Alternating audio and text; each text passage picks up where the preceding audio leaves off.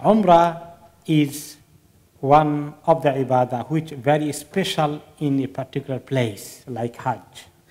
Hajj and Umrah, these two ibadah, khasani, very special ibadah, which you cannot do anywhere in the world except in Mecca, around Al-Masjid Al-Haram.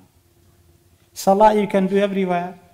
Zakat you can give everywhere. Fasting everywhere. But this Hajj and Umrah only you can perform in Mecca, around the house of Allah. And Allah subhanahu wa ta'ala mentioned in Surah Al-Baqarah 196, A'udhu billahi minash shaitanir rajim, وَأَتِمُّ الْحَجَّ وَالْعُمْرَةَ لِلَّهِ, and complete the Hajj and Umrah for Allah. Perform the Hajj and Umrah for Allah. Hajj, we know, there are many other ayat to say Hajj is fard. Many ahadith. What is the hukum of Umrah? Is it fard or wajib or sunnah? What is it? Some of the scholars said, it is in the same ayah. Allah said, complete the Hajj and Umrah for Allah. If Hajj is fard once in lifetime, Umrah should be also like that. Fard once in lifetime. There are some scholars saying that, but many of the scholars consider still it is sunnah, even though it is mentioned in the same spirit. However, many of the ahadith will explain, would make clear that Hajj is fard and Umrah is not fard. This is the opinion of the most of the scholars. And Umrah is not a very big ibadah. It is small. There is a big difference between Hajj and Umrah. Hajj is very big ibadah. Many functions, many of the rituals there. Umrah is very simple. Umrah is only 7 times tawaf. First ihram, of course, and then second 7 times tawaf around the house of Allah, and then drinking zamzam and sa'i between Safa and Marwa, and then you cutting your hair or shaving your head. That's all Umrah finishes. Within a couple of hours, you can finish your Umrah. But the Hajj needed almost around a week. In Mecca, then going to Mina, Muzdalifah, Arafat, many functions are there. Qurbani, Umrah finishes. If somebody would like to make Umrah within a couple of hours, come back, he can come back. But the Hajj must making you staying there at least 6 days to perform different duties of Hajj. The virtue of Umrah, the reward of Umrah is very good. In one of the hadith, Rasulullah sallallahu alaihi wasallam said, "Al-umratu ila al-umrah kaffaratun lima baynahuma, wal hajj al-mabrur laysa lahu jazaa'un illa al-jannah." Hadith of Bukhari, Muslim, and Musnad Ahmad. That one Umrah to another Umrah, in between all sins is expiated. Because of 2 Umrah in between, in the middle, all of the sins will be expiated. Although scholars said these are referring to minor sins. Major sins will be not automatically forgiven. Rather, we need sincere tawbah, then Allah may forgive. So, good reward, one Umrah to another Umrah, in between whatever sins is committed, the minor sins, straight away Allah will forgive, inshallah. And the Hajj Mabrur, its reward is only Jannah. In another hadith, تابعوا بين الحج والعمرة فإنهما ينفيان الفقر والذنوب كما ينفي الكير خبث الحديد والذهب والفضة. O people, you follow the Hajj and Umrah one after another. If Allah gives you tawfiq, do frequently Hajj and Umrah, because Hajj and Umrah, these two, it negates, removes poverty and sins. Hajj and Umrah removes from your life poverty and sins. كما ينفي الكير خبث الحديد والذهب والفضة, as the way the bellow of the blacksmith remove the rust of the metal iron or gold or silver. You see, if the goldsmith or the blacksmith would like to clean a metal stuff or a gold stuff, it became old, or silver, they would like to renew it. What they will be doing it? They'll be burning it. If you burn an old iron piece, it will be renewed. All rust will go, and it's a fresh iron bar. And the gold which became old go through with the bellow of the goldsmith. There is charcoal and fire, and then it burn it, and then the gold will become again very bright, new. Similar thing is the silver. Therefore, the way it is cleaned, by your Hajj and Umrah, your sins will be cleaned, and it will be removing away, and also your poverty will be going away. Subhanallah, very rewardful, this function of Umrah.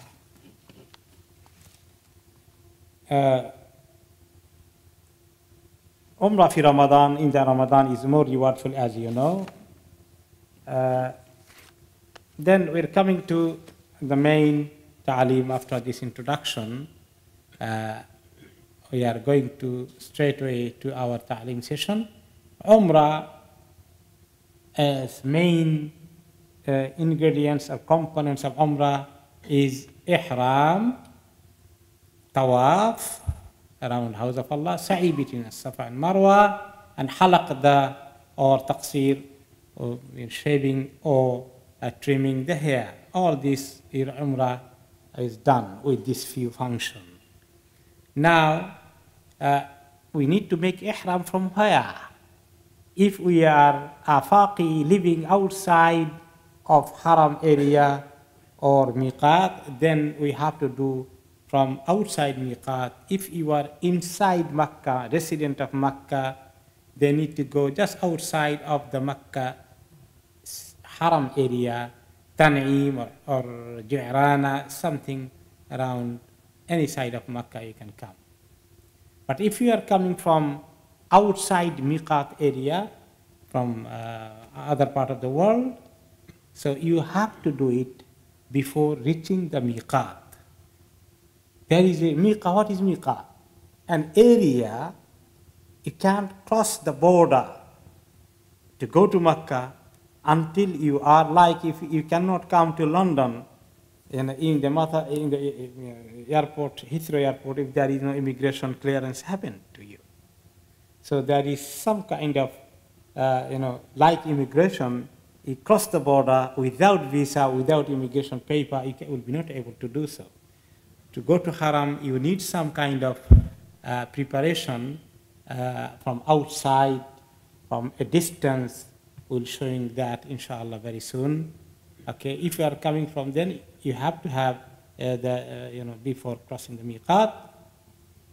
But if you are not inside Haram, neither coming from another country, you are like in Jeddah, which is inside miqat but not inside Haram, then you may do ihram from Jeddah itself. For our case, we are going from abroad. Okay, we have to have this from outside miqat. Inshallah, we'll show miqat very soon, inshallah, to you. We go to now another area, like you have to have your preparation for ihram. You're talking in this list about physical preparation. But before that, we need some kind of mental preparation, spiritual preparation, preparation with knowledge, how to perform ihram properly. That's why many of you are here tonight, to learn how to perform ihram. Attending a ta'aleem session, or reading a book, or doing both. So we are very clear what are the steps there, you don't do any mistake. So this is one preparation, knowledge-wise, to learn how to perform Umrah and Hajj when you are going for Hajj. Second spiritual preparation is that you should think you are going to house of Allah, in a very special place, Al-Balad al-Amin. Okay? This house is built by Ibrahim alayhi salatu wasalam and his son Ismail, and it is a special masjid, a special house. In awwala baytin udi'a linnas alladhi bi Bakkah. The first house Allah allowed to be built in this planet to worship Allah is this house. And we pray every time towards this house, our Jihadul Qibla. I'm going there. You have to have this feeling in your mind. That house built by Ibrahim alayhi salam. You remember the Zamzam, how it is a sign of Allah. Fihi ayatun bayyinat. In this house, there are clear evidences of Allah's miracles. Maqamu Ibrahim. لِيَشْهَدُوا مَنَافِعَ لَهُمْ. Allah subhanahu wa ta'ala said, let them come to do Hajj or even Umrah to witness what will benefit them. You go there, you will not come without benefit, inshallah. You'll see Allah's sign there. It increases your iman. Most of the people will enjoy this ibadah with hardship. Even Hajj is very hardship matter, but still they will come back. Even Umrah is not that easy either, because of not your place, sometimes too much rush in tawaf and sa'i, and ibadah you do. Still you'll see when you come back after even 1 month, you'll see, subhanallah, I want to come back again. How soon will come back? That thought is here, because you feel that iman is up, inshallah. لِيَشْهَدُوا مَنَافِعَ لَهُمْ. You come with this kind of, attraction, this kind of emotion. Even Rasulullah sallallahu alaihi wasallam was doing tawaf at Sa'idiyah. You may follow the same footstep of him. Ibrahim alayhi salam, all prophets did tawaf. You are doing in the same place, same area. Remember Safa and Marwa, this great lady, Hajar alayhi salatu wasalam, her sacrifice with her son to stay there alone and to build this house of Allah, their contribution is enormous. And Allah made her running simply for searching the water for her son. It became part of our biggest ibadah. Remember all these. Read the history. You become emotional. That is very good. This is the preparation you need before going there.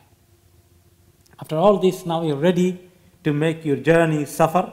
Before safar, you need to make your ghusl. Before ghusl, clip your mustache, your nails, remove pubic and armpit hair, and then going further.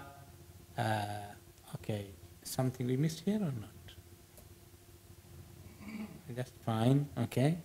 Then have a nice shower, and then, okay, take a shower. This is sunnah.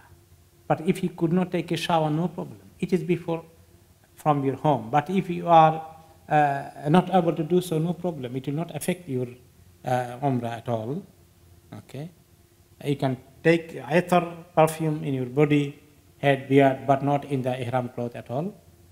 Okay, if you are going by land, like from Medina to Mecca, then you can practice all these. Put ihram garments, then you pray 2 rakah if you want to, or you pray fard salah. Okay, then But if you are making a journey by plane, then you may not do in the ground level all these before ihram. Okay, these are some preparation you did. Now we are talking about people going from here, from Heathrow or Gatwick or any other airport. Then where you make your ihram. Your miqat is not in the Heathrow airport. Your miqat will be just before landing ihram, half an hour ago. You're supposed to have ihram over there. But how you can change in the plane? Not possible. Only Saudi Airlines, some people who are very smart, they can make change in the plane because Saudi Airlines have like a cabin system for Salah, you can change there. But we don't recommend for everybody to do so. You can do it in Heathrow Airport or any airport. However, if you are having direct flight from Heathrow or Gateway to Jeddah, then it is good you change your ihram clothes in the airport itself. You can do it at your home here as well, but it's very cold. We don't recommend that. So do it in the Heathrow Airport, but don't do the niyyah now, intention no. Just changing the cloth. If you are going through a transit in another airport in Bahrain or Dubai or Qatar or anywhere else, or Jordan, then don't do in Heathrow. Go to that airport where transit taking place in the airport, transit airport, you do all this change. And take a seat on the board of the plane, don't do intention yet. Before arriving to Jeddah airport, half an hour ago, they will announce, almost all of the airlines, even it is Muslim airlines or non-Muslim airlines, all of them will be making announcement that very soon we are going to cross the miqat. Get ready, those who are with the intention of Hajj or Umrah. After 5 minutes approximately, they will say again, we are going to cross the miqat now. Have your intention. After either first announcement or second announcement, you say, Allahumma labbaik umratan, labbaik Allahumma labbaik, labbaik la sharika laka labbaik. Your intention is done now. You did intention, you say talbiyah. But if you are coming from Medina, somebody is going straight away to Medina, flight arrangement, or from Jeddah to Medina, you're not entering Mecca. In that case, you don't do ihram now. Go with your normal dress to Medina, have your Medina ibadah over there, whatever the time you are staying there, and then when you are going to Mecca, then you do all the shower in a hotel room, clean yourself, cutting a mustache or nail, and then go to miqat, and you change your clothes, you pray, there is a masjid, pray 2 rak'ah. You can do all this. You can do all this in your hotel room, changing. If you have time to go to miqat, good. Even though you are not stopping there, your car is straight away from Medina town, city, going to Mecca. When you'll be crossing the road, they'll tell you are about to cross the miqat. Inside your car, you can do the niyyah. So, how if you are changing the cloth, first changing the cloth or first praying?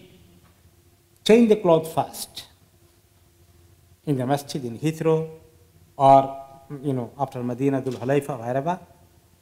First change the cloth and then pray 2 rak'ah. And then don't say niyyah, wait until miqat comes, then only you say miqat. Allahumma labbaik umrah, you say talbiyah, niyyah, Allahumma labbaik umratan, labbaik Allahumma labbaik, you say at that time. This is the umrah niyyah, labbaik Allahumma umrah. Here I am, oh Allah, intending umrah, I want to perform the umrah. Okay. Now when you say that, you have intention, now you are in a special state.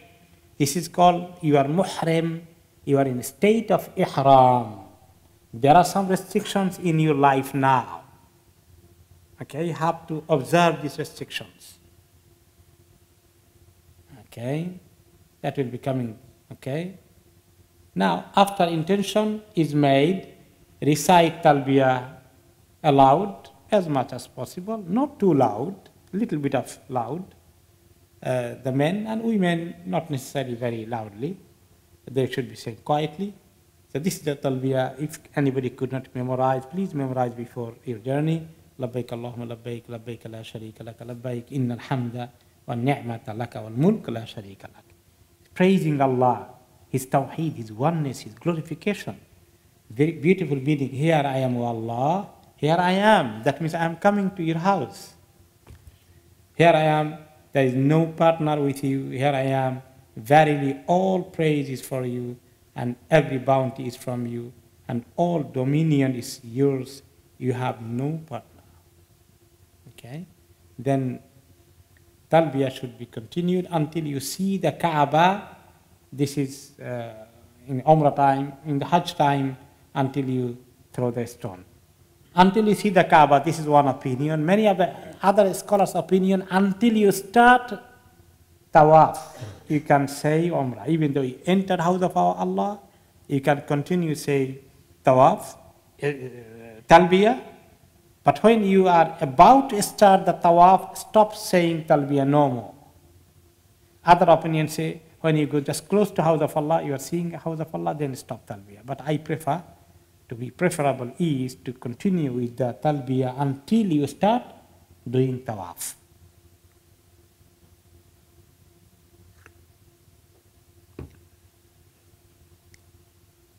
The sunnah of tawaf, especially when you are descending or ascending during travel, joining a party of people, okay, doing salah after every salah, and in the morning and the evening, okay, every movement started, then a talbiyah starts. This kind of action is sunnah talbiyah.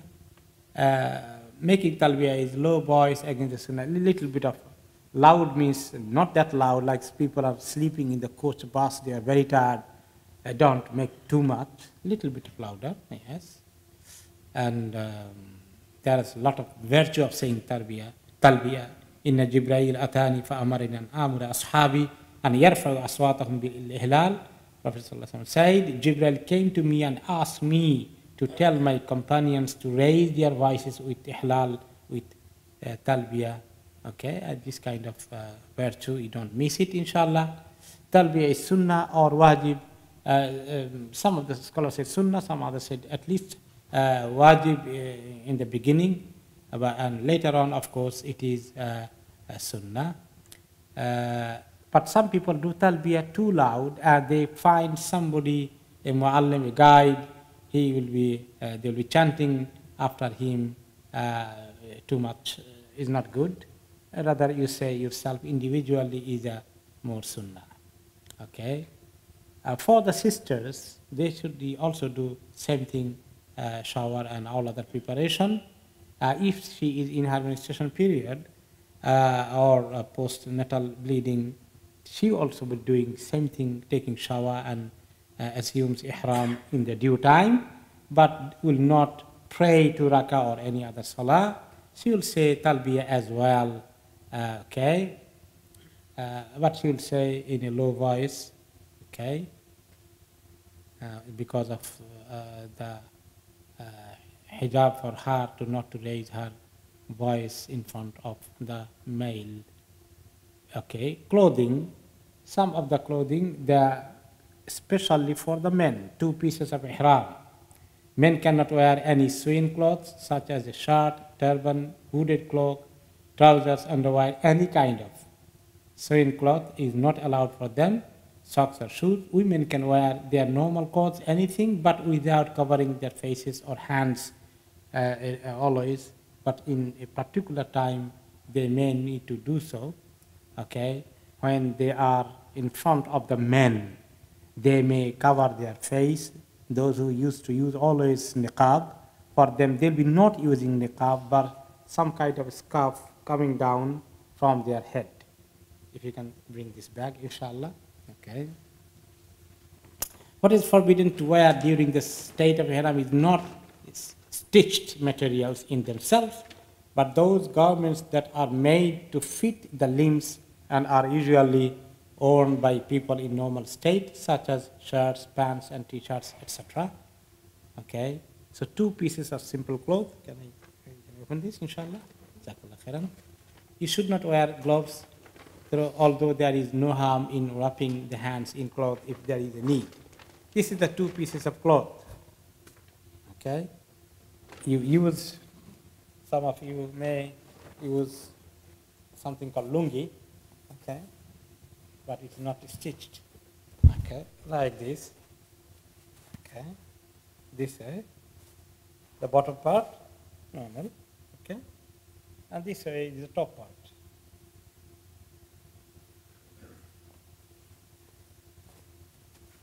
And to cover both of the shoulder. This is sunnah. Don't uncover this. You see, most of the people will uncover this always. That's not sunnah. It's against sunnah. Covering both of them is the sunnah. You'll open this in one point that we'll talk about this later on, inshallah. So this way is your sunnah. You don't wear anything else, not even underwear or vest or sock or even cap, no, nothing. Just 2 pieces for men. For women, of course, as we said, there is no restriction for them what usual dress they do, but they make sure they are covering their body perfectly. Okay. Inshallah, men cannot cover their head with something that touches it, we said. And then what is not allowed during ihram, fragrance, any kind of scent or perfume or ether, your clothing, your food or drink after entering ihram, you should also abstain from cleansing yourself with scented soap. But sometimes you go to the toilet, you want to clean your hand. Do it the normal one, but not very scented one. Then after washing that, you make sure that you don't carry any smell. Wash nicely with the water. Okay? There is no harm in what remains of the effect of perfume used prior to ihram. Like if you use ether here, Rasulullah sallallahu alaihi wasallam, when he used to make ihram, Mother Aisha radiallahu anha says, I used to give some ether, strong ether in his head. I can see sign of that ether is still 3 days, and the smell is still continued. That's no problem. But you can't add anything after you have done your ihram. A few things is not allowed, something husband-wife relationship, and all matters leading to it, such as anything, even any talking about this. Forget about any kind of physical movement, even talking, indication of that is not even allowed. You have to restrain from any kind of things. Okay? Cleansing, you should not remove any hair from any part of the body after ihram. You should not clip your nails. You should not kill lice even. Okay, scholars differ about taking a bath, unless it is for janaba, but it is reported that the Prophet ﷺ took a bath while in a state of ihram. Inshallah, majority of scholars said there is no problem of taking bath if it is necessary for you. Too hot, you're sweating, and you feel a need of that, no problem. You should not be bringing any marriage proposal for yourself, not for neither for anybody else. During that ihram time, only have sabr for only a couple of hours. After that, you are free. Hunting is not allowed. You'll be not hunting while you're flying by the airplane, but it is in past. They were walking, hundreds of miles. They need to hunt even for some kind of their food. Okay, that's why it is said in Fiqh book. The restriction of ihram in terms of fidya are 4 categories. That means if you do any kind of these, you will be doing some kind of fidya. The most common one is to give a fidya of dam, slaughtering some sort of animal, which is goat or sheep in Mecca, and feeding it the poor people. For example, you use perfume, you cut your mustache or fingernail, or you forgot the ihram, you entered without ihram to Jeddah. Now realize, oh, subhanAllah, I forgot to do ihram. It is too late now. So buy the ihram in Mecca, change it there, or in Mecca even you change it there. For this mistake, you need to expiate it by giving a dam, slaughtering a goat or sheep in Mecca. You are not allowed to eat that, neither any rich people allowed to eat from it. It will be given to the poor people. There is a market in Mecca, you go there, they are ready to take from you. There's no harm in using an umbrella or this, especially in Hajj time, okay, that is fine. Wearing sandals that do not cover their ankles, you have to wear sandals, not shoes. There are different types of sandals you can use. Like this is one kind of sandal, it's fine. Okay. There is other kind of sandal as well. Probably picture will come sometimes. Hearing aid and ring, watch, these are okay. Speech aid, fine. Eyeglasses or contact lenses if needed. According to most scholars, it is permissible for you to cleanse yourself with unscented cleansers and to wash and scratch your head and body, even if some of your hair falls unintentionally. That is not your fault, inshallah, it's okay. Washing your ihram garments or put on new ones is allowed. For example, your ihram cloth became dirty, something fallen in it, you want to change it. Yeah, especially Hajj time, you want to change because it became too dirty, so you can change anytime, no problem at all. If you do ghusl and you are changing again, no problem. Okay. Wearing a belt to keep your money and documents and to tie your izar, the lower part of the ihram, stitched belts are permissible. Like any kind of belt, you'll be using whatever you take, both of them are allowed. Like this here, or this one. Two intention, main intention is there's a pocket here. You need to keep your passport or money somehow because you're not allowed to take a bag to go to inside. And sometimes it is not safe either. If it's a small bag, they may allow, but it is not safe. It may be stolen, may be lost. That's why in the belt there is a pocket. So with that, it is a purpose of pocket to put your things. Also, it helps like a belt. So the lower part of the ihram may not come out. It will be putting it there tightly, keeping it there. It is a good protection. So this kind of belt is good. Other belt, normal belt of a trouser, are you allowed or not? There is a question mark. Better to avoid that rather to use this kind of belt which is serving purpose of the bag as well, purpose of the wallet as well. Okay. Some of the pitfalls, mistake of ihram, crossing the miqat without ihram, is violates a wajib and requires an animal sacrifice. If you miss any wajib, there is some sort of expiation you need, and that is a fidya, slaughtering a sheep or goat, as we said. We have to know how many fard and wajib in the ihram. Most of the scholars say 2 fard, ihram and tawaf. These 2 are the fard. And sa'i between Safa and Marwa is wajib. Cutting or shaving the hair is also wajib.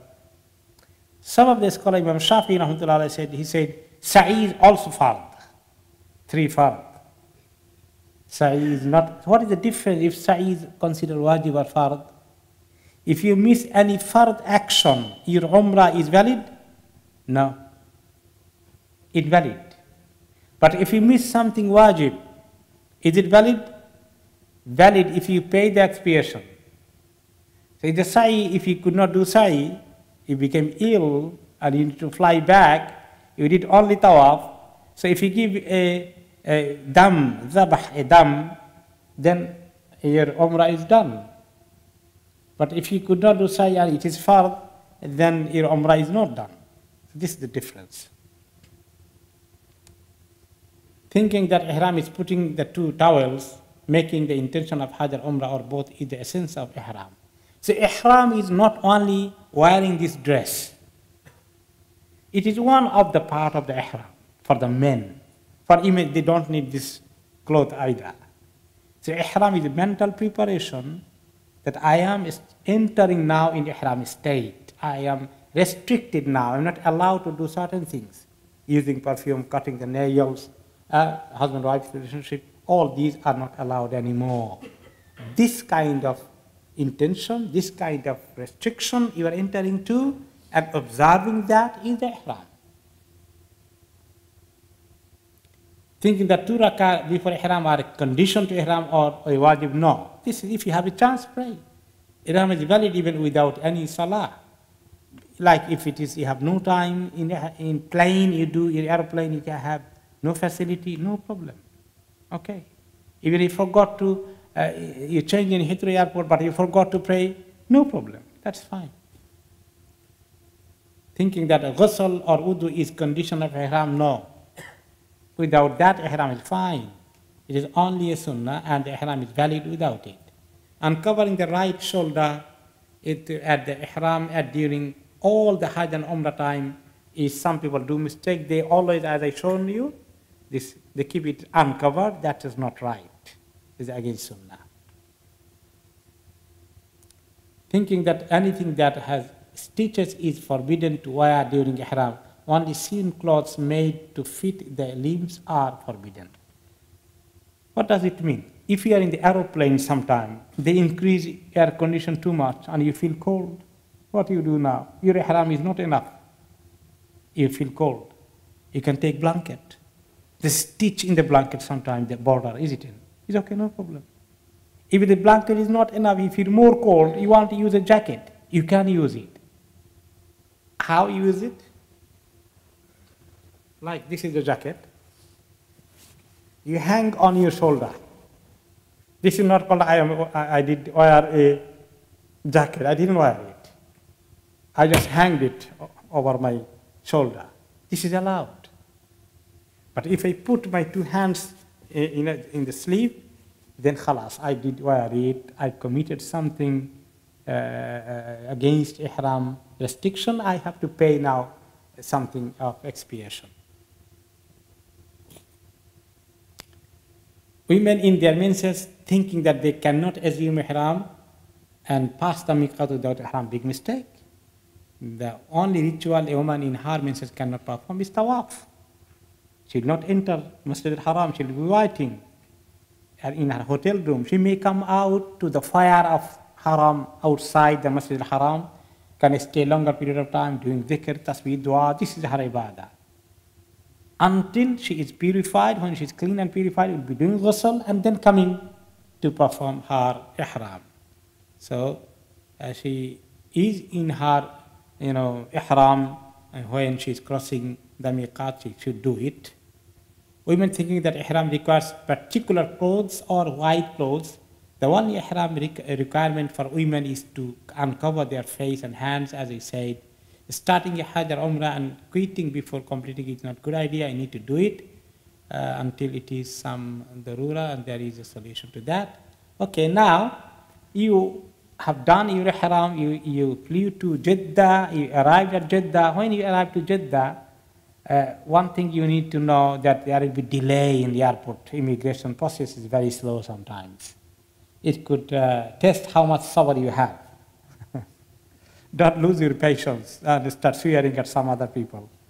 There is a benefit of that. Make dua for them, may Allah give them tawfiq, they can help more quicker service for the Hajj and Umrah.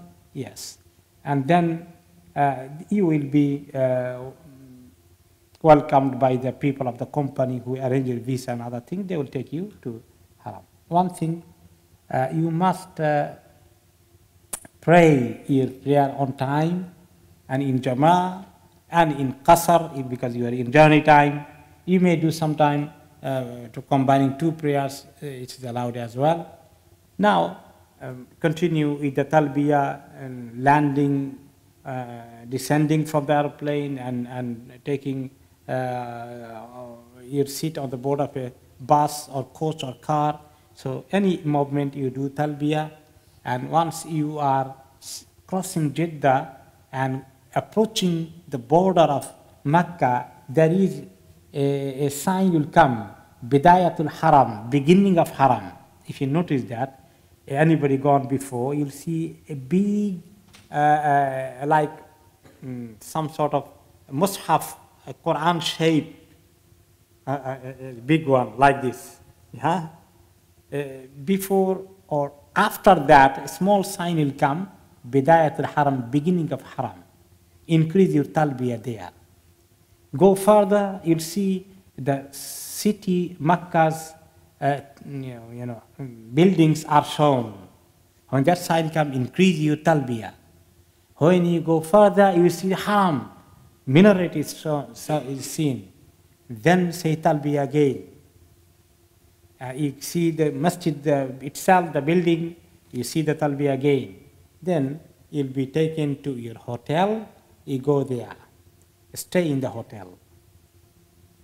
I go there and if you need some kind of using the toilet and take rest, and we were very hungry, eating food or a cup of tea or breakfast or snacks, whatever, then prepare yourself, make wudu in the hotel better, and come by being ready to do your tawaf and your umrah. You'll be not able to take all these big luggages, anything, big bag, not allowed. You have to take a small one. They will check it even in the security people. Sisters can take their vanity bag, but a small inside, not very big one though. There could be more search for that. Okay? And then when you are entering to the haram, you must say a particular dua. Okay? The dua is for any masjid, you say the dua. Bismillah wa salatu wa salam ala rasulillah. Allahumma ftahli abwaba rahmatik. If you know the bigger one, A'udhu billahi al-azim, biwajhi al-kareem, wa sultani al-qadeem, min ash-shaytan al-rajim, Allahumma ftahli abwaba rahmatika, much better. So put your right feet first, okay?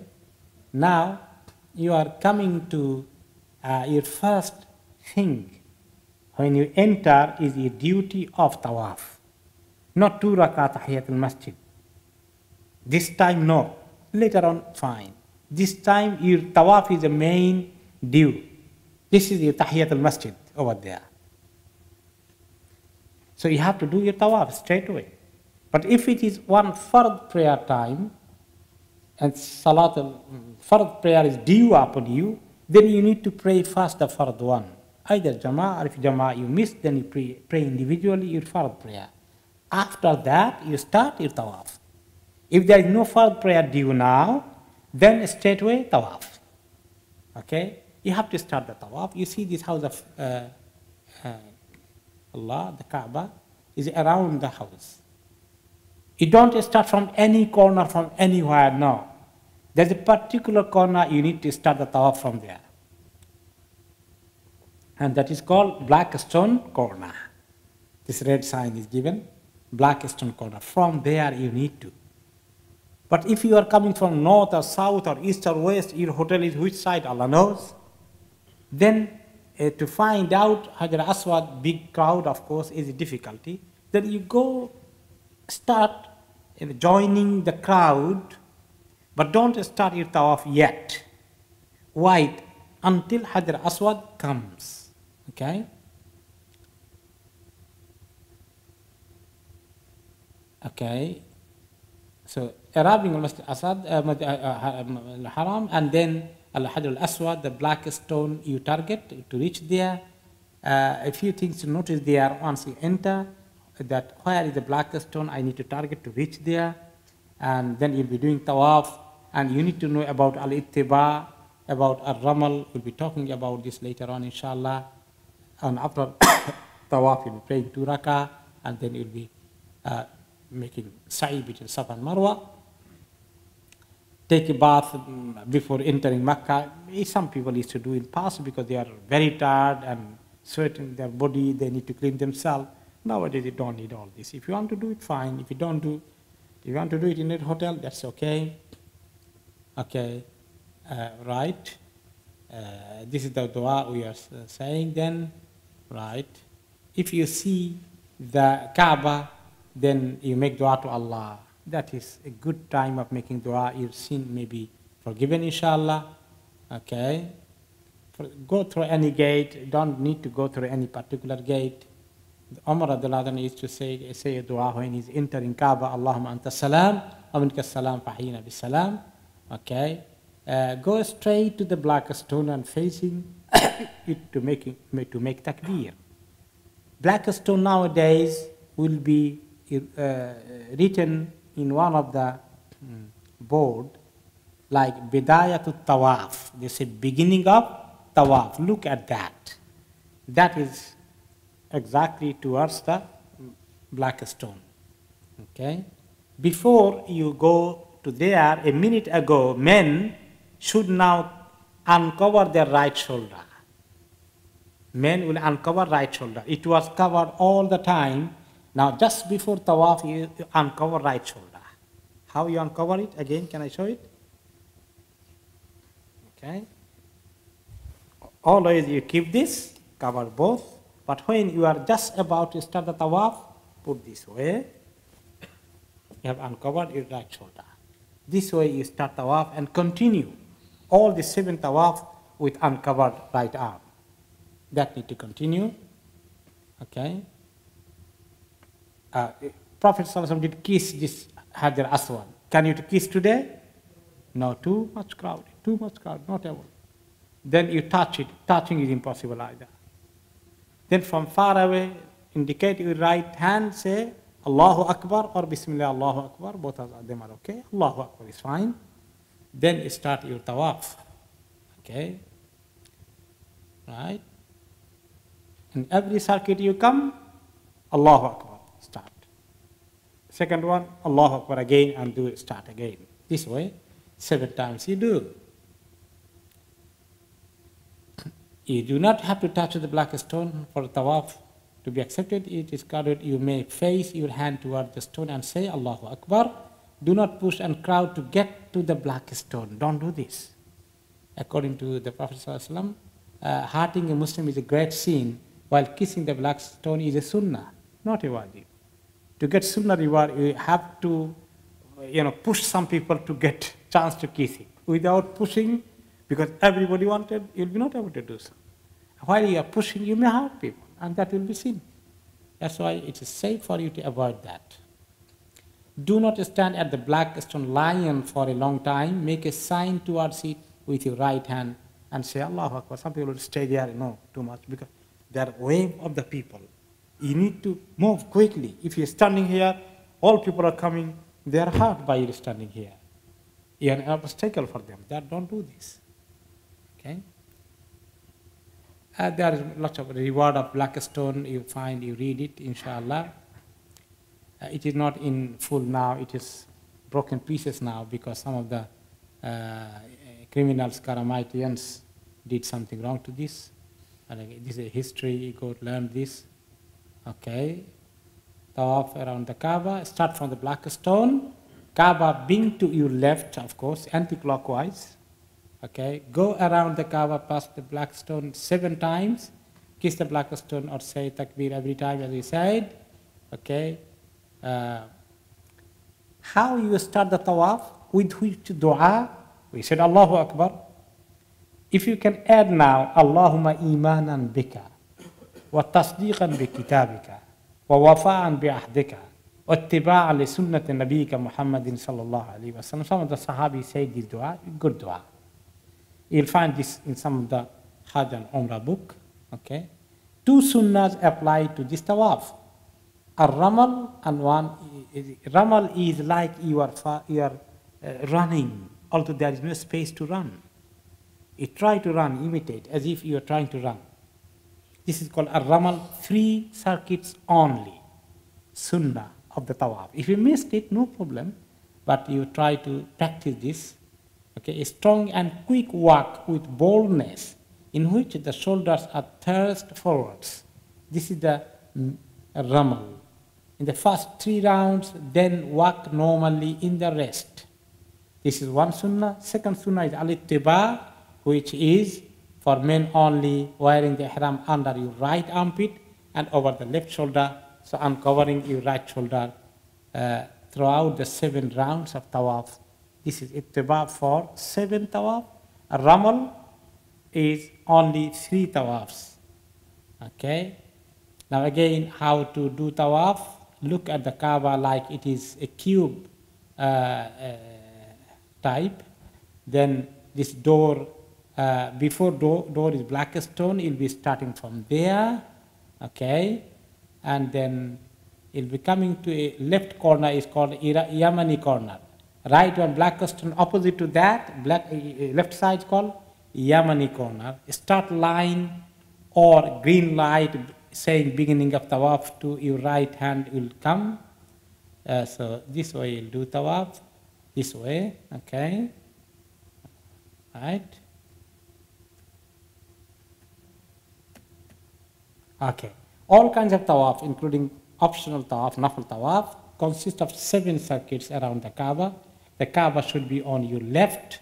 Do not do tawaf with your back or right to the Kaaba. Do not walk backwards. No, always towards front. Tawaf shall be performed within the boundaries of Al-Masjid al-Haram. If it is too crowded in Hajj time, you may go even inside the masjid. You can do tawaf as well. Okay. If somebody want to do outside of Masjid al-Haram, can do as well, but it will be too long. Okay, and people will be praying there. Okay, the Kaaba should be on your left, yes. A state of wudu is required for all kinds of tawaf. That is important. You have to have your wudu while doing tawaf. For sa'i, it is not a condition. For tawaf, it is a condition. Okay. A menstruating woman does not make tawaf until she becomes clean. As I said, she'll be not doing, staying in her hotel, maybe coming out time to time to the fire area, sitting down, looking at the house of Allah, and doing dhikr, dua, istighfar. This is not wasting her time. She should not cry for that. Rather, accepting Allah's hukum and waiting when she is purified, then would be doing it. You do not have to say your intention out loud to begin tawaf. Saying intentions out is only in the beginning of Umrah. You don't need to say, I intend to make tawaf something now. That's your mental preparation. Knowing it in your mind is enough. Continue tawaf without interruption unless it is necessary, otherwise it will be void. If there is a reason, like your wudu is gone after 3 or 4 tawaf, then you need to break and go for wudu and come back. But don't say, since I came back, I have my dinner as well. That is too much. Or salah started. Fard salah, you done 3 tawaf, 4 tawaf, then the salah time came, you want to join Jama'ah, pray, of course you need to break, and after that you continue. This kind of interruption is fine. When it is time for the obligatory salah, as you see, stop your tawaf, join the salah in your place, and then resume your tawaf from where you left. You don't need to go back to Hajar Aswad again. Okay? From your place where you stop, you can start from there. If you need to go to the restroom, you may interrupt your tawaf and go. Make wudu before coming back to resume your tawaf. You resume your tawaf from where you left. However, some scholars say that you need to start over from the beginning. Not necessarily. This is too much. In case of doubt about the number, how many circuits I did? Oh, 5 or 6, 6 or 7, I'm confused now. In that case, to be sure, what you do? Count the less one. If it is 6 or 7, then count it is 6. Then complete. Okay? If you get doubts after you finish your tawaf, then you just ignore it and do not act on it. So, you finish your tawaf, you gone to sa'i, oh, subhanallah, have I did 5 or 6? This is also from shaitan, ignore it. Okay? Touch the Yemeni corner, opposite to the black stone corner, the left hand. This is called Yemeni corner, before corner of Hajar Aswad. When you come here every time, if you can touch it, good. But if you cannot touch it, don't kiss it. And if you are from outside, you don't need to indicate either. Ignore that. Nowadays, it is difficult to touch Yemeni corner because too much crowd. Ignore it.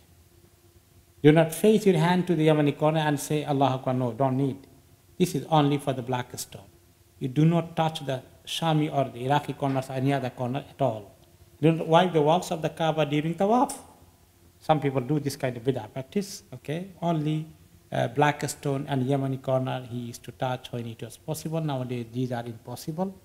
There is no particular dhikr or tawaf, so you read any dua, Quranic ayah, any dhikr in your life. The best dhikr is in the life is La ilaha illallah wahdahu la sharika lahu lahul mulku wa lahul hamd yuhyi wa yumiitu wa huwa ala kulli shay'in qadir.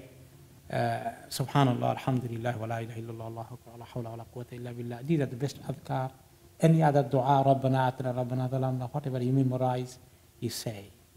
Read some of the surah, ayats, memorize Quran, what from your memory, say Durud, Istighfar, Salat and Salam to Rasulullah sallallahu alaihi wasallam. Say in Arabic, forgot Arabic, say in your own language, Urdu, Bengali, English, whatever. You pray your things, you cry to Allah. How you are more khushu having in your heart is more important than how many dua you said in fact. Some people will do say loudly, too much loud adhkar, and with chanting under one of the leader, and everybody repeating after him, Bismillah, Bismillah, Allahu Akbar, like this. And other people are making dua, they are disturbed. Ya Allah, this is too much. This you should not do. This is group zikr like this, group dua is really, really very disturbing many people. Sometimes, believe me, from my heart, I am so annoyed, as if people are making dua against them to Allah. Believe me, this is very annoying. You don't need to read it from the book. You can read, but the problem is if you read, your intention to Allah, focus to Allah is hampered. So that's why I don't read from the book either. Memorize some of the dua before, ordinary, normal, general duas, but if you forgot or you don't have so much dua, then say by your own language, cry to Allah, bring your tear. This khushu is enough. Some of the book will say dua of first circuit, dua of second circuit, third, fourth, fifth, sixth. This way, nothing is called like this. It generally say dua whatever you know. So do not join the shouting group. You can say the Prophetic dua between Yamani and Black Stone Corners. Rasulullah sallallahu alaihi wasallam used to say particular area, one dua, Rabbana atina fid dunya hasana wa fil akhirati hasana wa qina adhaban nar. This one only fixed. Rasulullah sallallahu alaihi wasallam said this one between Yamani corner to Hajar Aswad corner. Like in first tawaf, you are finishing now, came to the third corner, going to from the fourth corner, coming to the first corner again, in between here, Rabbana atina fid dunya hasana wa fil akhirati hasana wa qina adhaban nar is the practice of Rasulullah sallallahu alaihi wasallam. He said that. So now you finish your 7th tawaf. Okay? What you do now? You do now pray to Raka near Maqam Ibrahim. Okay? Dua books, all this we say that, subhanallah, okay? Right? When you finish 7th round, cover your right shoulder back again and move to the place of Ibrahim, which is the Maqam Ibrahim, as Allah said in the Quran, وَاتَّخِذُوا مِن مَقَامِ إِبْرَاهِيمَ مُصَلَّى. And appoint for yourselves a place of prayer on the standing place of Ibrahim. There is a Maqam Ibrahim, is a sign there, a stone there. If it is possible, you pray after that is good. But when people are too much, that area will be used by the people of Tawaf. You don't pray there, come back. If you get any place in the back rows, fine. If not, anywhere you pray, fine. But some people are so insisting to pray in that particular Maqam Ibrahim area, they need to make a cordon with many people. Somebody will be praying there while thousands of people are coming for Tawaf. They are in problem now because you have barricaded here. And they are coming like wave. It causes harm to them. Allah, this is Kabira sin. And you are doing Nafal ibadah here. For Nafal reward, you are committing Kabira sin. Don't do this. Anywhere in the masjid you pray, that is fine. What surah you pray, what kind of niyyah? In your niyyah intention is, it is salat of tawaf. That's enough. You don't need to say that. Okay? That's in your mind. It's good practice, good sunnah. In first rakah, Qul ya ayyuhal kafirun. In second rakah, Qul huwa Allahu ahad. By this surah, you pray 2 rakah with the khushu. Okay? This is the 2 rakah salah. Some people say it is wajib, others say it is nafal. You don't need to mention that. This is 2 rakah of tawaf, that's enough. Then, yes, it is not always possible because of the crowd. Anywhere in the masjid you pray. Right? Now, you have prayed 2 rakah. What is the action now? Before sa'i, take Zamzam water. Okay? Zamzam water taking is sunnah. Rasulullah sallallahu alaihi wasallam used to take Zamzam water. It's available in the cooler everywhere. You drink, and he will take, after drinking, little bit of water in your hand, and you do this way, and you rub your head and shoulder a little bit. This is the sunnah first time when you go. You are allowed to drink while you're standing in this time only. Rasulullah sallallahu alaihi wasallam was drinking after tawaf of this first tawaf, standing only. After that, anytime you drink Zamzam, you don't need to stand up. Not anywhere. But some people nowadays, if you're drinking Zamzam water here, he'll be standing before drinking. This is not sunnah here. It is only sunnah there after this tawaf, before sa'i, to stand. And later on, all drinking of water, Zamzam, is sitting down normally. Okay. Zamzam has so much benefit. In hadith, ma'u zamzam lima shuriba lahu. Zamzam water is for whatever it is drank for. If you have an illness, say, Allah, give me shifa. If you have short memory, you want to memorize Quran, oh Allah, give me stronger memory. That's why he said, ma'u zamzam fihi ta'amun min at-tu'um wa shifa'un min as-suqum. Zamzam is what is satisfies as food and cures illness. Hungry people, there is no money to eat, buy anything. Zamzam will suffice them, inshallah. Okay. And that is the dua Abdul ibn Abbas used to say, okay, while drinking Zamzam, Allahumma inni as'aluka ilman nafi'a wa rizqan wasi'a wa shifa'an min kulli da'.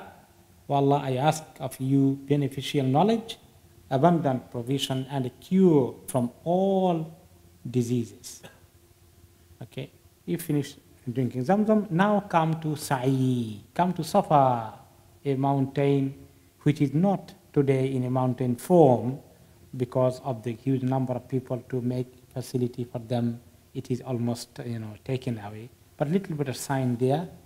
So go to a bit up. That's enough. Okay. Start with the Safa. Don't go to Marwa first.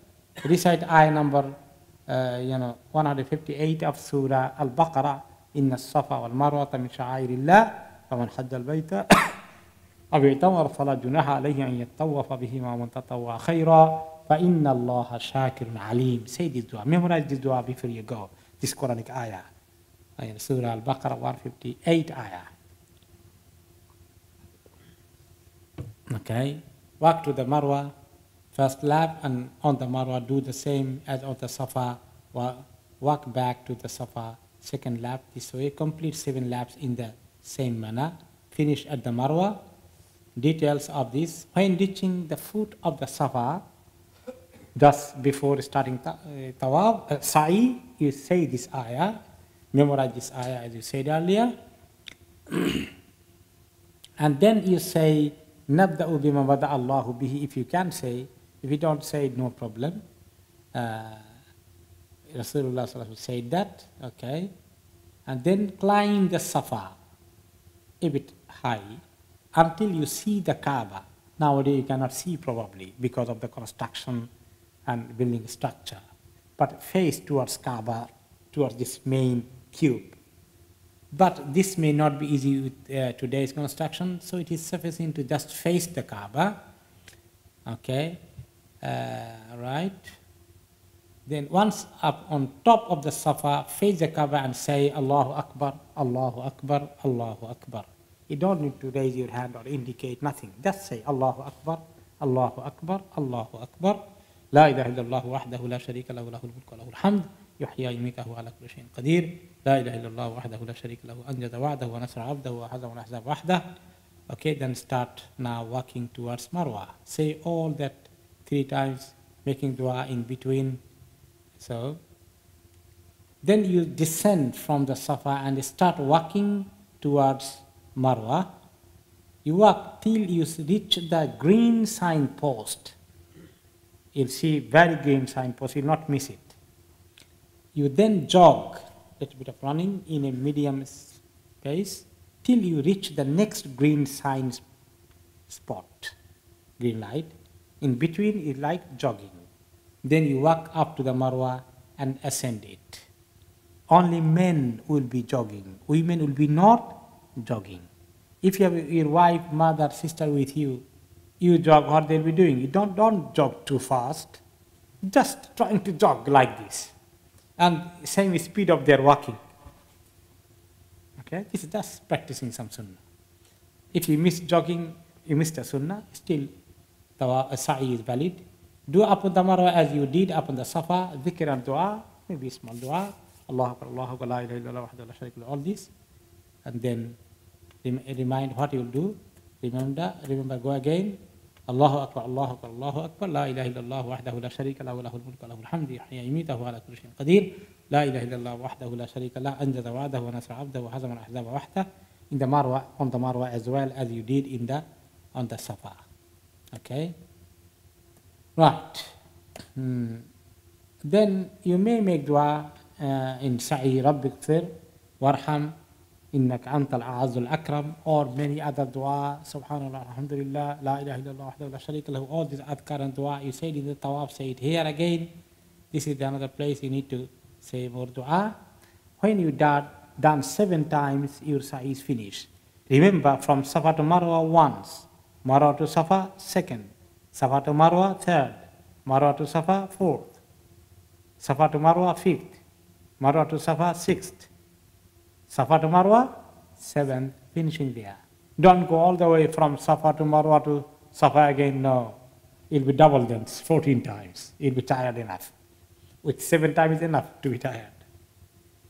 Okay, then when you finish the 7th lap upon the Marwa, you shorten the hair of your head or shave it, thus ending the Umrah. Hair has to be trimmed from all over the head. A haircut, complete haircut. It is not sufficient to cut hair from the sides only. Some of the boys or young men will be with the scissor. Come here, we'll be cutting your hair, one here, one there, one there, one there, finish. No. Whole the head should be trimmed or should be shaved. Shaving is more rewardful. After the Hajj time, after the Umrah, Rasulullah make dua, Allahumma ighfir lil muhalliqeen. Allah forgive those who shaved their head. The Sahaba those did not shave, they said, walil muhalliqeen ya Rasulullah, those who trimmed the hair, please make dua for them as well. He didn't say anything. Second time, Allahumma ighfir lil muhalliqeen. Allah forgive those who did shave. Then they asked again, he said nothing. Then third time, Allahumma ighfir lil muhalliqeen. Then they said, walil muqassirin ya Rasulullah. Third time he said, walil muqassirin. Allah forgive those who trimmed as well. You see now, volume of the dua for the 2 groups, you decide what you'll be doing now. Inshallah. Women trim their hair the length of a finger joint only. How? Their male mahram, they, husband or son or brother, would take their wives or mothers' hair by this and trimming a bit here only, length of a finger joint. That's enough for them. They should not trim too much or shaving. Everything after the cutting your hair, now all restriction of ihram is removed from your life. What was not allowed, everything is allowed now. You do ghusl, change your clothes, everything. Even husband and wife relationship, everything is fine, no restriction at all. Everything that became forbidden to you upon entering ihram now becomes permissible again. Okay? Some pitfalls of sa'i, raising the hands up on the Safa and the Marwa, as in Salah. Some people will do this, all this, no. The sunnah is to raise them as in dua, facing the dua time, like this is fine, but not other way like Salah. Jogging all the way between the Safa and the Marwa, too much. Only between 2 green spots only. Okay. Reciting the ayah and every lap, no. On the beginning only, once in the Safa al-Marwa. Some pilgrims think that a lap is going from the Safa to Marwa all the way coming back to Safa. As I said, no. This consists 2 laps. Reciting a particular dua for every lap as found in some of the dua booklet, they will say, for the first lap of the sa'i is this dua, second this, third this. This fixing this dua is not sunnah. Okay, now some others staying in, after have done your umrah, what you do now? Staying another week, 10 days. Some people will be doing every dua in every day, one umrah or two umrah every day. They think, subhanAllah, I came with the umrah. One umrah is not enough. I make 5 umrah. That's not a good idea at all. Against sunnah. Prophet ﷺ stayed 17 days after conquering Mecca. He didn't do another umrah. No Sahabi did so. Repetition is not. Especially from Indo-Pak subcontinent people, they have a mentality, let me one do for my father, another for my mother, grandfather, grandmother, all these, too much. And there are some people who will be waiting for your money to do another umrah for your father. These are not valid. How you spend the time? You do tawaf as much as possible. Every time you do 7 tawaf, you must do 7 and you must pray 2 rak'ah. And you don't do sa'i, of course. You don't need ihram with normal dress, tawaf. Do every day once or twice. This is. And after that, what ibadah you do? Salah nafil prayer. Each rak'ah will give you 1,000 rak'ahs reward. 100,000 rak'ahs reward. So, nafil salah. Salatul duha, tahiyatul masjid, tahajjud, if possible. Good. Recitation of Quran, dhikr and tasbih and dua, tawbah, istighfar. Just looking at the house of Allah, thanking Allah that He brought you here. Many people are not able to come. Allah has given you ability. Thank Allah and bring you tear. Amazed by Allah's house, looking at it itself is ibadah. This practice has no basis in the Sunnah, doing multiple ibadah in same journey. Each Sahaba and Tabi'in will be doing each journey one nusuk, one umrah. Then another journey, another umrah. Until you go to Makkah to Medina and you have intention come back to Makkah again. Then you got second chance of umrah. Because from Medina, you are entering to ihram area, miqat again. Then it is justified, it is allowed now to do another umrah. But if you only staying in Makkah and go to outside haram in Tanim area, in Masjid Aisha, do another umrah, multiple umrah, that's not right. Okay? Repeating the umrah incurs hardship and causes, okay, that's all this gone. One example came, one who repeats the umrah may be compared to someone who prays the sunnah of Fajr and while waiting for the first prayer decides to stand up and repeat the sunnah multiple times. Or someone who decides to repeat the witr prayers after Isha. So the way it is not allowed, same way you should not do multiple umrah. Okay.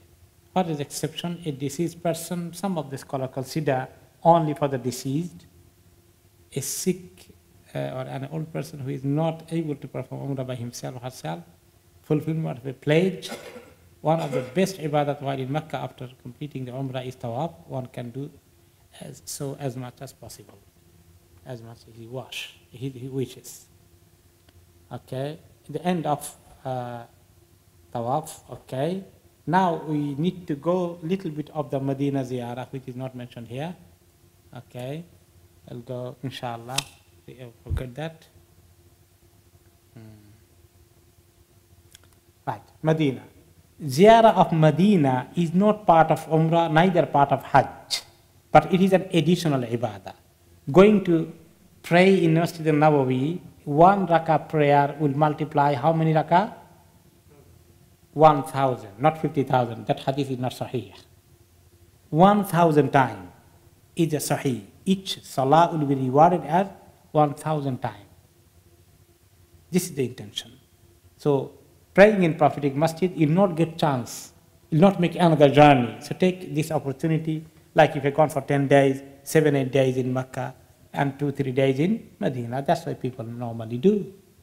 Some of the people will say staying in Medina for 8 days and praying 40 rakah has so much reward mentioned in some of the hadith. But this hadith is not sahih. It is a da'if, weak hadith. Therefore, you don't need to plan. If you are staying like 10 days or 2 weeks, you say, well, I have to keep Medina 8 days, and you are cutting days of Makkah.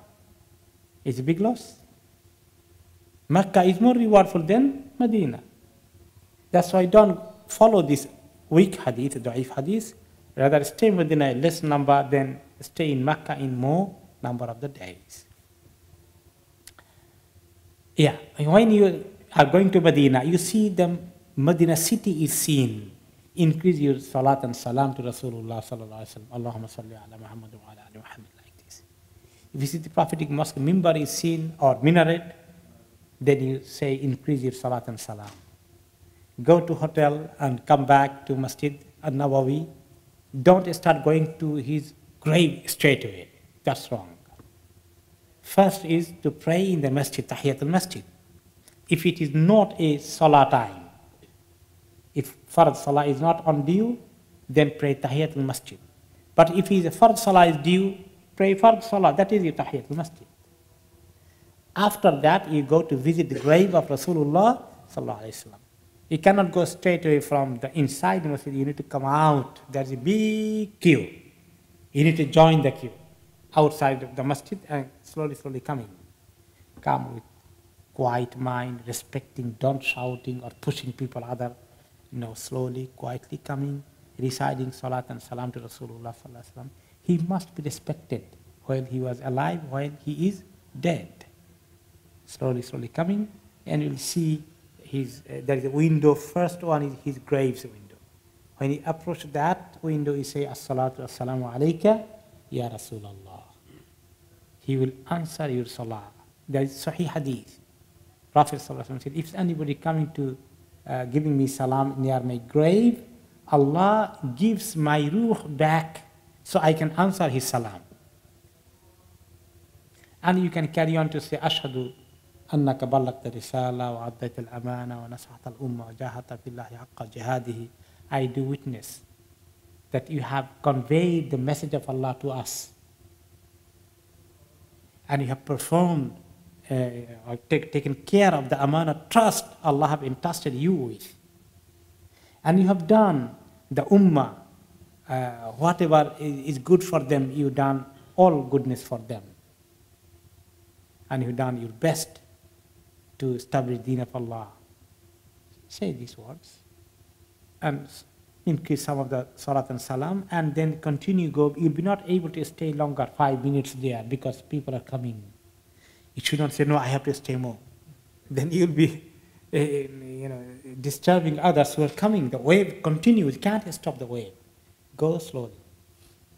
And next window is Abu Bakr radiallahu anhu's grave, and following one is Umar radiallahu anhu. As you can say, like Ibn Umar said, Assalamu alayka ya Abu Bakr, Khalifat Rasulullah, Assalamu alayka Umar, Khalifat Rasulullah, Wazirai Rasulullah. And say general grave visit dua. Assalamu alaykum, Dara Qawmi Mu'mineen. Carry on this dua. You'll be not able to stay longer, as I said. Then you come out while other people are pushing you. Come out. Don't raise too much. Don't ask, Ya Rasulullah, do intercession for me. Don't say to Rasulullah, say to Allah. Because Allah is the one who will authorize him. He cannot do himself. Allah said in the Quran, Surah Ayatul Kursi, He said what? Man dhalladhi yashfa'u indahu illa bi'idni. Who is there to do intercession to him, to Allah, without his permission? Without whose permission? Allah's permission. Then we need to seek this not to the Prophet. Some of the fuqaha, some of the book or fiqh said, ask him. That's wrong. We ask Allah. Allah allow your Prophet to make intercession for me, to intercede for me. So you want to do a lot of dua. Now there is no time because people are coming behind you. You are not satisfied, really. Then go back to the masjid. Pray another 2 rakah. Recite Quran. And make long dua. Make a lot of salat and salam to Rasulullah. Say to Allah here until you are satisfied. So this is the ziyarah of qabr. Then there is a specific place called Rawdatun min Riyadil Jannah between his grave and his old mimbar. He said, Ma bayna bayti wa mimbari rawdatun min Riyadil Jannah. His house is his grave now today. It was Mother Aisha's room. And between this room and the masjid, there is no wall, only fence of the palm tree date leaves.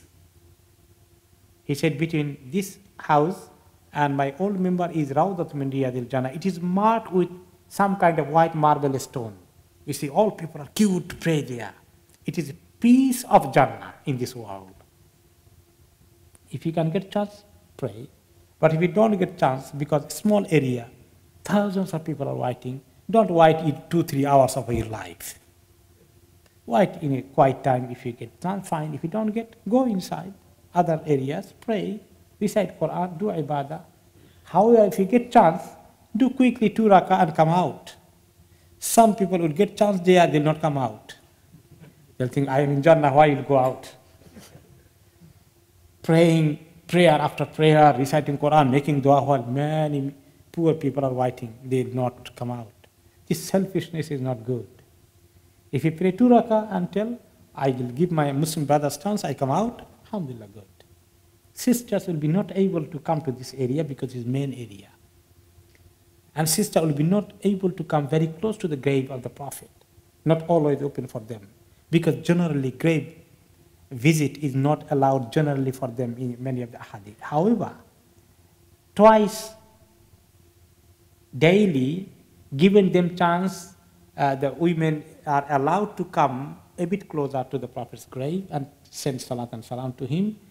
Something right around 10 o'clock, 9, 10, 11, around this time in the daytime.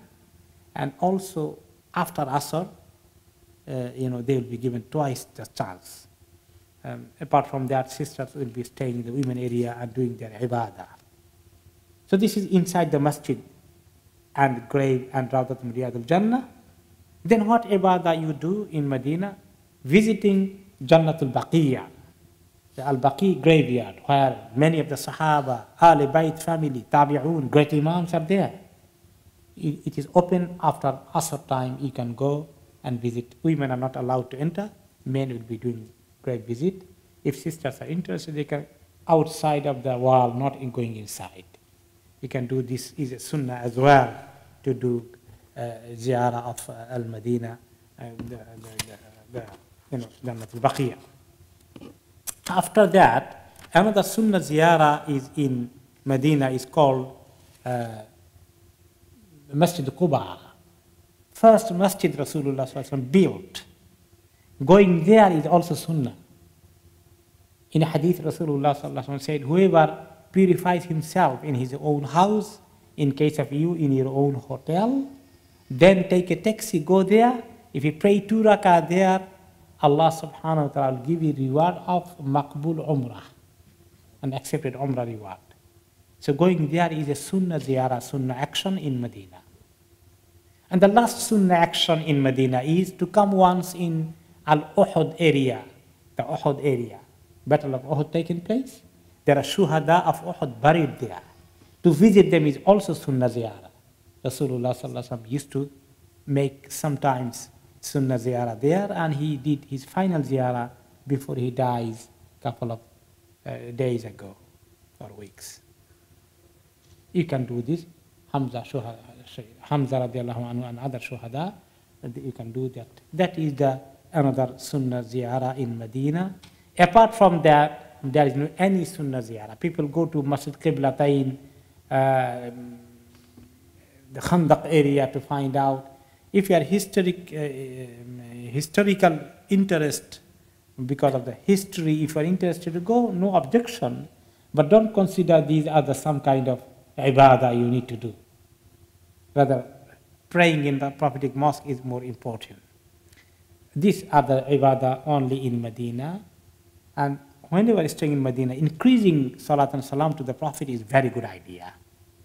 And respecting Medinan people as if you are respecting the Prophet. Don't be rude to them. Be kind and soft to them. If you use the taxi, give a little bit of tips after that. make them happy. Prophet ﷺ liked that people will be having good behavior with people of Medina. And generally they are good as well. In Mecca, some people are very rude. In Medina, the original Medinan people, generally they are polite. You will feel that. So this way you finish your Medina ziyarah. Alhamdulillah, that's all coming to the end. Inshallah, we'll be giving you a chance of some of the questions. I got a written question already. An 11-year-old child has eczema in his feet, which bleeds upon scratching. Is it allowed to put polythene bag on his leg as so what bleeding does not touch the ihram clothes? If you do, polythene will increase his eczema, I believe. It's not a good idea.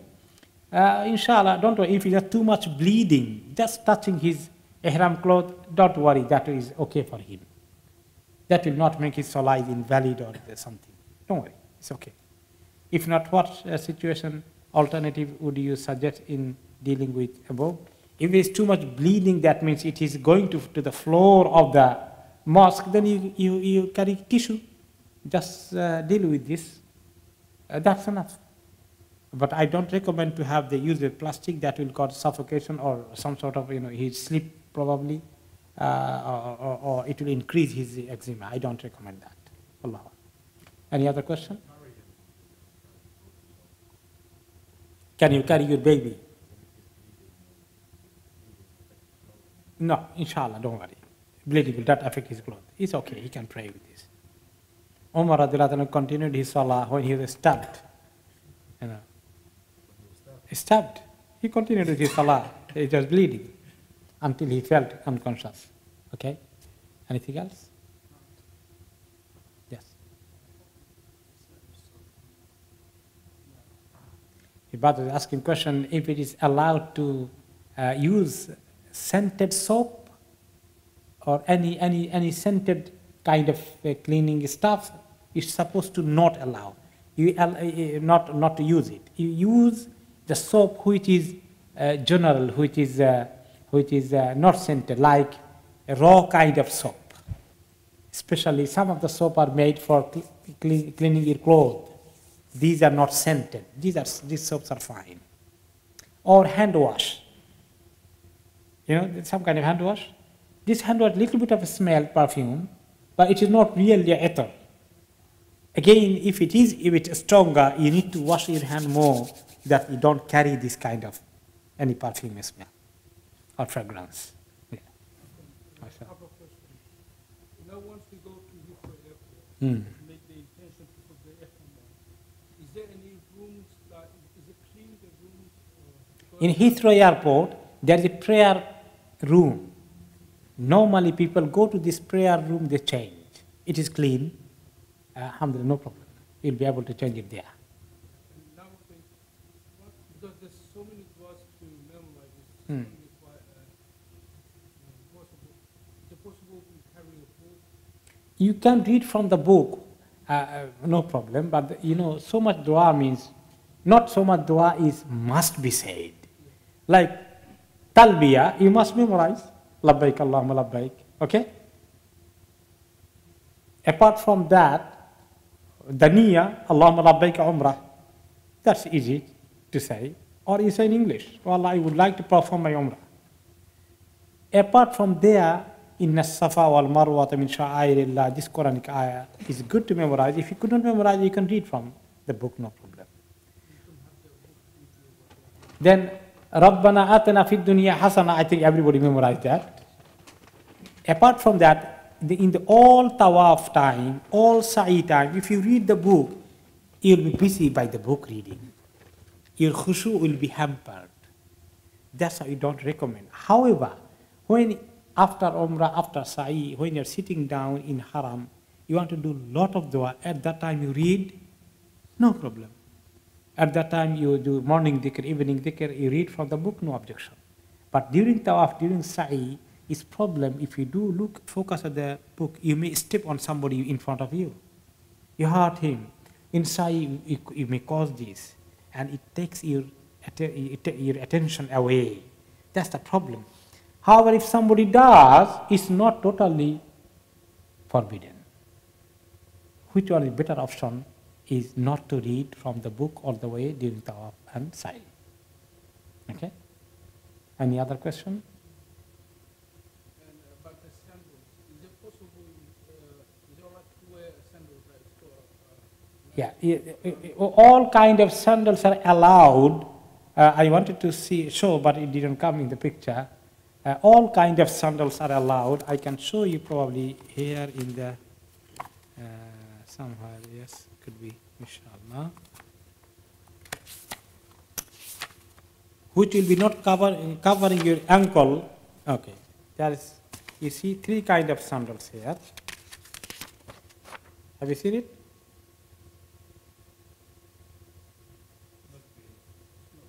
Not clear? Okay. Why it is not coming here? Okay. Okay, should come here, inshallah. We see. You can see it or not.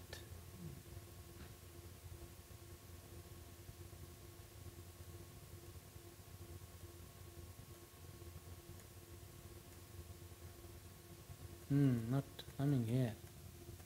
Bismillah. another question? So now after we put the ihram on, we'll have to put that belt around the... Yes, straight away you can use the belt. It doesn't come here. Huh? Not coming. It is there? Okay. Anyway, so 3 kinds of sandals. One is like we have shown you, like you what call it? Flip-flop is one. Other one is like cover the top covering, fine. Only say don't covering too much to the ankle, maybe better. Less covering, fine, but like top covering. Other one is even you have a like belt type of thing from the back, no problem. All these are allowed. But don't have something which covering fully the ankle. That is the problem about the sandal. Anything else? Yes.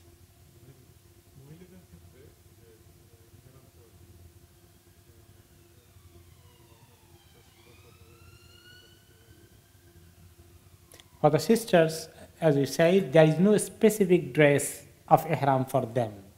Ordinary dress, just solar kameez, maxi, sari, fine. But they'll be having burqa upon that, yes. So most importantly, they cover themselves very well. They are hiding their beauty from the male, and non-mahram people is important. That's all. It should be particular color, no particular color. Of course, they will be having burqa is covering is much better than having a very shiny dress and other thing is probably better to avoid. That's all.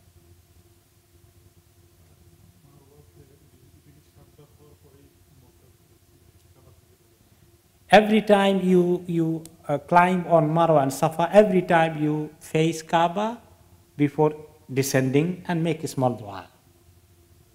Okay, every time you do. It's all 7 times. Yes, very good question. You don't need wudu for sa'i. For tawaf, wudu must. For sa'i, wudu is not must. If, for example, wudu gone, you can carry on. Even for the sister in the menstruation time, if they are able to do the tawaf before menstruation comes, they completed tawaf. Now the menstruation is started, they can do the sa'i. Okay? Not only wudu, even in that kind of situation they can finish it. But while doing tawaf, you have to observe seriously these restrictions. Okay? Now.